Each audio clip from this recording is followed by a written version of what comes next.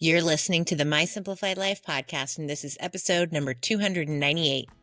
Welcome to the My Simplified Life podcast, a place where you will learn that your past and even your present don't define your future. Regardless of what stage of life you're in, I want you to feel inspired and encouraged to pursue your dreams, simplify your life, and start taking action. I'm your host, Michelle Glogovac, author of How to Get On Podcasts, the podcast matchmaker, and CEO and founder of the MLG Collective. I'm excited to share the stories and life lessons of changemakers and authors with you while taking you on my own journey. This is My Simplified Life. Hey friends, welcome back to another episode. I'm your host, Michelle Glogovac, and today's episode was recorded live from the San Diego Writers Festival. My guest was the incredible Ed Begley Jr. You might know him as an actor. I know him as now a friend, an activist, and a man who is for not only the environment, but for his fellow human beings. It was such a treat to get to know Ed, and I cannot wait to hear what you have to say after learning more about Ed. And yes, I did make him cry. Hi, Ed. Michelle, how are you? I'm so good. I'm so excited to talk to you. I'm very happy to talk to you. I've known who you are, of course. My whole family knows who you are. But then reading your memoir, it was a whole new Ed that I didn't know existed. You didn't really know me, did you? I didn't really know you. No, I knew of myself, you. As it turns out. I have to start by telling you that my entire family are fans. And I think it's interesting because my husband loves you in the Christopher Guest movies. I love you because I know who you are. We also watch your dad because we're big TCM fans. So we know who your dad is. But then I have a 10-year-old and a 9-year-old, and they are fans. And my 10-year-old, this is funny, he at 6 a.m. gets up and he watches reruns of Adam 12. Oh my God. And he went, oh, the guy you're interviewing's in it? And so I had to Google you and show him your picture. And he's like, I know who he is. I love it. So he's excited. And then my 9-year-old she'll kill me that I said she has a crush on George Harrison. Wow. And so learning your connection with him, she was like, oh, then I have to be Ed's fan Fantastic. Too. Yeah. So we all love you. The whole family. Yes. The whole family loves you. I'm very happy to hear that. Yes. So what brought you to write your memoir, to really share with us everything that you did? I had written a couple of how-to books, green books about living a greener life, to save the environment, save money. Mm-hmm. Did 2 of them with a writer that helped me, took a lot of my speeches and kind of blended them together into something. And I didn't have to do a lot of work, and they sold okay. Had no intention of writing a memoir, though people came to me suggesting that. But then one day, my daughter, who is now 25, she was 22, it's about that long ago. And she said, I want to record some of these stories that you tell just for me and my brother and sister and for your grandkids, So let's just record that thing you tell about the night you got arrested on Sunset Boulevard and talk about the time you were there plugging your car in O.J. Simpson's house and all of that crazy stuff. Just tell a few stories and I'll get them on my iPhone. And we did that for about 30 minutes, and her arm got tired. She ran out of battery power, or, she had to take a break. And in the meantime, I thought, I'll take some notes for her on my computer while she's assembling things. And that's when it happened. The computer keyboard became like a Ouija board that actually worked and took me this way up to this room, this back alley of my mind, and that hallway of my mind, and just took me all over to these different experiences. And I kept writing, taking notes from my daughter, not for a book, but I read the 35 pages I'd put together. I went, I think this might be a book. Love it. And then I called back the guy who had called me years before, David Vigliano. I called him and said, are you still interested in me doing a memoir? Absolutely. I sent it to him. He said, keep going. Let me know when you're done. And here we are today. That's what happened next. I love it. And then you narrated the audiobook. Exactly. So you read the book to me, and that I narrated my own audiobook too. So I know what that experience is like. It's fun, I think. As the listener, I enjoyed it so much more to hear the way you told the stories, and, you laughed throughout, and it was such a great experience to hear you in your own words share all of these stories. Thank you. Because the rhythm, the way you want people to read it. And so then when you read it that way, you're getting them to understand the thoughts as they unfold in sequence. It's great. Do people now come up to you saying, like, now I know you even better the way I just did? Because you've been in my ear for hours. Thank you for that. Yeah, people have come up with a good many comments, all of them positive at this point. So I'm very grateful for that. I'm glad that people are enjoying it. And what's it like for you to really, you've now opened up basically the whole can of worms. You've told the truth on exactly what you've been through, what your life is like. Do you regret any of it, or are you happy that it's all out there? No, it's very, very freeing. I know, I suppose you could use the word regret for mistakes I made, with drugs and alcohol and bad decisions during that period of my life. But all of it was essential to get me here in this chair right now with you. All those different twists and turns that led to the life I have today and the life I've had since really that important turning point in 1979 when I finally got sober. That all that was essential. As they say in different recovery programs, you don't want to deny a person of their bottom, where they bottom out, and then you don't want to go into a recovery program because you burnt the toast. I mean, I suppose you can, but some people need to get arrested, some people need to get in an auto accident, some people need to do a lot of things, and you don't want other people harmless, people who haven't done any, have no involvement in it, innocent people to be harmed. But you also want an alcoholic or an addict to find their bottom, hopefully without injuring or killing anybody. Yeah. I love that a lot of people know you as, movie star. And it was interesting not only to hear how you started with stand up and the Troubadour and your how you dressed up in your comedy and had a lot of props and stuff. But my husband kept coming back to, he had one of the first electric vehicles. He was the green guy, the environmentalist. And then to learn more about your activism. I love that because Thank you, Michelle. I don't like to call myself an activist because I don't think that I do enough work, but I'm on that path, which is how I'm connected with Victor. And thank you.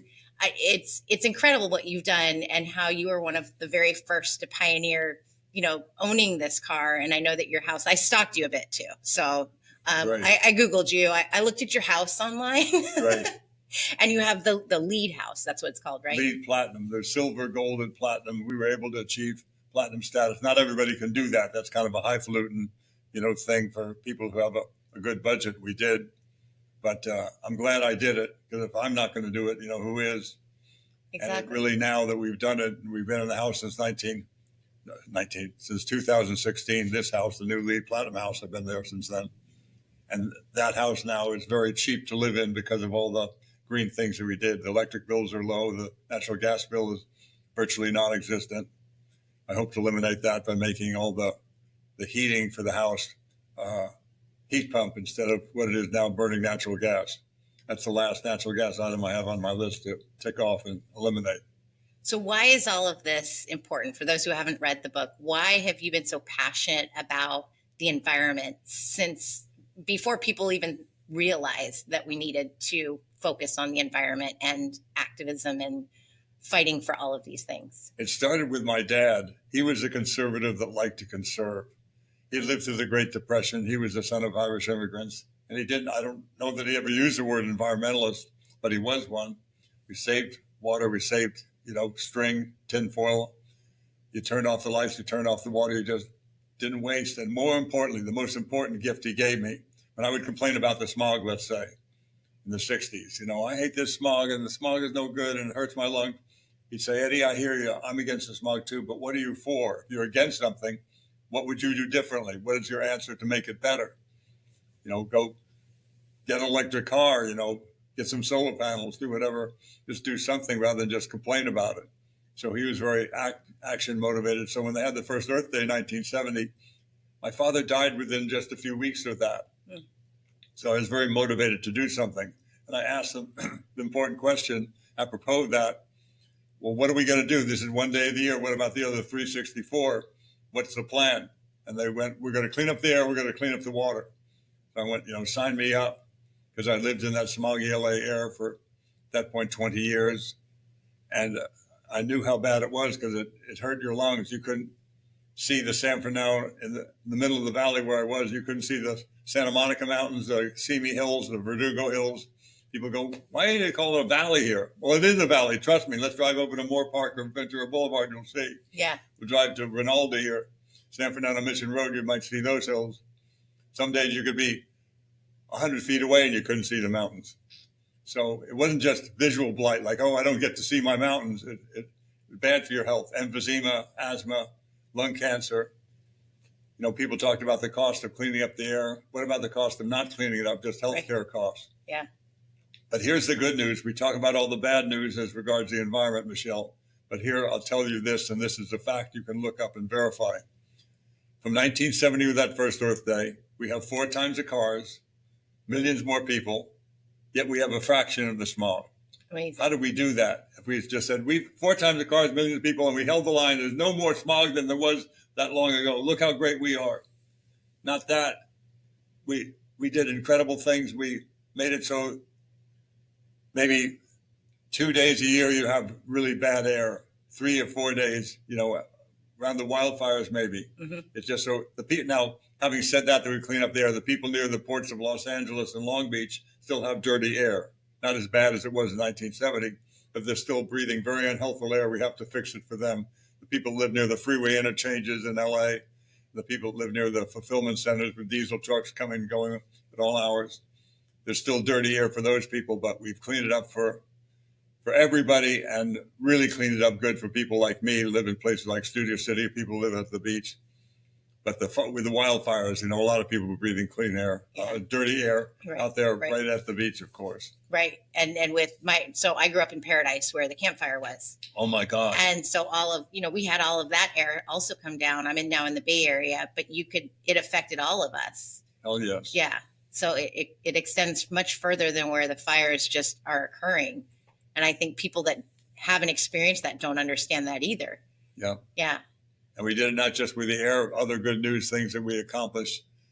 Worldwide, we decided we'd eliminate CFCs because they were damaging the ozone. That ozone hole was big and getting bigger. Mm-hmm. So no more chlorofluorocarbons. And everybody got involved in that. The naysayers said, if you do that, you'll never be able to afford a refrigerator again. What are you going to cool the refrigerator if you don't use CFCs? Never be able to buy an air conditioner. You environmentalists are killing us. Well, as you might have noticed, you can still buy an air conditioner. Right. They still sell them, apparently, and refrigerators. And that hole is not the same size, it's not bigger, it's smaller, because we all did together something important and banned something that was harming us. So we need to do that in other ways. And extending off from environmentalism, you're a people activist, too. I was so intrigued. You met Cesar Chavez, right? My dear friend. Yes, your dear friend, which I'm like 1 degree. I'm a big fan of the whole 1 degree of separation, and being close to you, I now know a lot of people. That's great. I love it. Happy to be that conduit for good. But I love the story in the book of how you saw him come into this restaurant and you thought, no way is this him. And then you struck up this beautiful friendship and helping each other over years to come. Right. I knew nothing about Cesar Chavez. I've heard some things on the news that, you know, he was a bad guy, was making grapes too expensive or something, whatever I heard from the people that I hung around with. But in college, there were 2 friends, Bill Malloy and Jan Fisher, and they went, no, these poor people out there picking the lettuce, picking the grapes under horrible conditions, no bathrooms out there in the fields where they're working, no water for them, working in the scorching sun, very low wages. We have to do something for them. So I went over, they won me over very quickly with the truth about the way things were in the fields. I had no idea. So we're going to stop buying lettuce, no lechuga, no lettuce. I said, sign me up.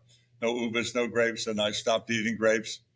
But then one day after that kind of activism, I sent some money. There was a strike fund or what have you. I sent some money to the United Farm Workers Strike Fund.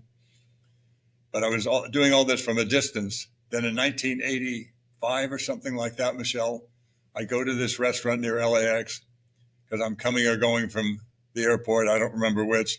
Having a bowl of oatmeal, and this car pulls up in the parking lot. This guy gets out, looks just like Cesar Chavez, but it couldn't be him. It was like a beater of a car. He's the head of an internationally known labor union. He can't be. And I realized very quickly, of course, that's exactly the kind of car he'd be in, because he didn't live in a mansion. He lived very modestly. His family didn't have any great riches, nor did he. So he walked past the table. I could see it was definitely him. Waited till they ordered, and before the food came, Mr. Chavez, Ed Begley, I'm sitting over here. I just want to let you know I helped from a distance in the past.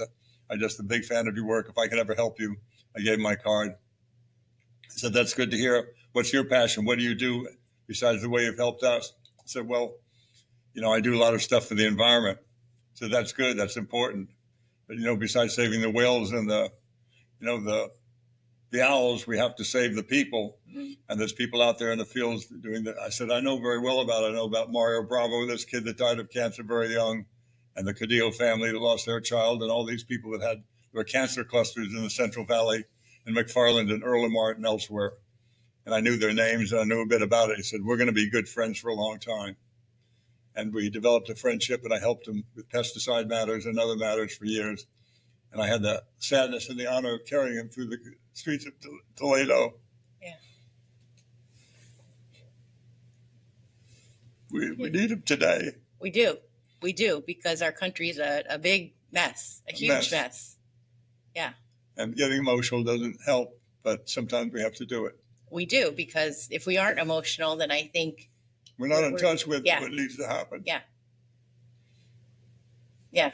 And today, I know I was just on a panel and sat in on another one where today is a national day of protest, and we're all here. And there was a big part of me that went, oh, me too. I wish I could. This months ago. I couldn't do this to these wonderful people, but I want to be there at a protest. Same. I even looked it up, and I'll be in this room when there's one downtown. Nothing more revolting than watching a 75-year-old man cry. No, so I think it's beautiful. Just allergy, I swear. It's just a hay fever. That makes me look like a good interviewer. You are good. Like Barbara Walters. You're damn good. But we need to do something right now. And there's far too many that definitely aren't doing something, aren't standing up. They're remaining silent. Yeah. And it's so encouraging to me to see that you've been doing this for so very long. It's important work, isn't it? It is. Not me. I'm talking about Cesar Chavez. What I do is modest and very little. I didn't. But you're doing sacrifice the way he did it, Dolores Huerta, or Dr. King, or Mahatma Gandhi. Those people did things, and it's important. Yes. What would you say to someone who's watching who says, I should be doing something too? What would you tell them to do? I would tell them to vote not just on election day, but to vote with their purchasing power. You get to cast a vote in the showroom floors and the supermarket aisles and what have you. And then vote not just on election day and with your purchasing power, but also write letters, faxes. Faxes, that's an antiquated way. I don't think anybody's receiving or sending any faxes anymore, but, send emails, send actual paper letters if you have a place to do that. But contact people and get corporations to do the right thing. Because people think it's also wonderful what I do with my personal action, riding a bike and taking the bus, and that's fine. That gives me some credibility to go before the Air Resources Board and ask for them to do something I want them to do. But there's three things that you have to do to accomplish anything with the environment or most things. And one is the personal action. That's important. That gives you credibility. See, it can be done. I've been riding my bike and taking the bus, and this works. Two is corporate responsibility, getting them to do that stuff, and you can do that with your purchasing power. And three, good legislation. We couldn't have cleaned up the air in LA without the Clean Air Act, signed by Richard Nixon, by the way. So it's corporate responsibility, good legislation, and personal action. Those three. Otherwise, you got a tripod that has two legs that's going to fall over. Yeah. You need all three to be steady and to get something done, and that's what it takes. I also loved your story about Arnold Schwarzenegger and how he's a Republican, and yet the way you, especially right now, I feel like Republicans, it's a whole new definition, because to me, it's not Republican, Democrat, it's MAGA, it's something else. Yeah. And back in the day, we could be Republicans and Democrats and everybody got along. Right. And I loved how you shared how Arnold is a Republican, but he still had views of a woman's right to choose, and that sensible gun legislation. Yes, all of these things that should be, I think, everybody should believe in. It shouldn't be one party or the other. These are just normal things to me as a woman, as a mom, that we should all be doing and believing in. And so I enjoyed that you brought that into your story. Yeah. Yeah. Important. Because we used to all get along. Exactly. And that's how we got the Clean Air sign. Richard Nixon signed it. Yeah. So hopefully we get back to One would that. Hope. What do you think, Michelle? Are we going to do it? What's your feeling right now? I'm saddened by so many in the Senate who aren't standing up. I know. And are fearful for whatever reason, retaliation.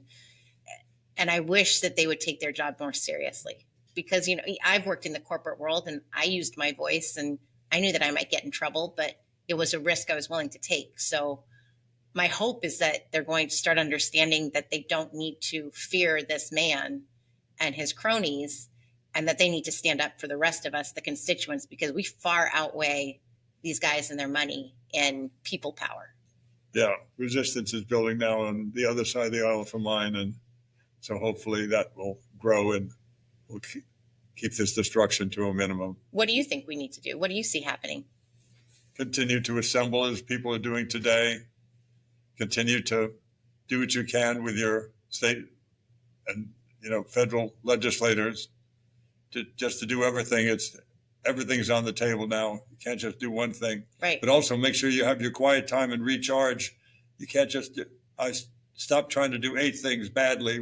Now I'm focusing on doing 2 things well, maybe 3, but not 8. Yeah.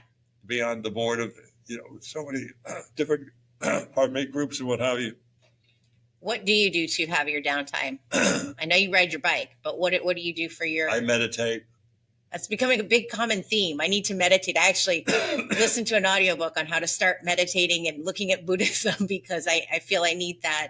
When you become an activist, you need some grounding and some quiet and some peace, because it'll rally you up. Yeah, you can. You're just misusing the way we misuse the environment. We think it's endless. We think our energy is endless. It's not. Yeah. You have to spend some quiet time and get focused, and then go out and do the difficult work that requires a lot of attention and strength.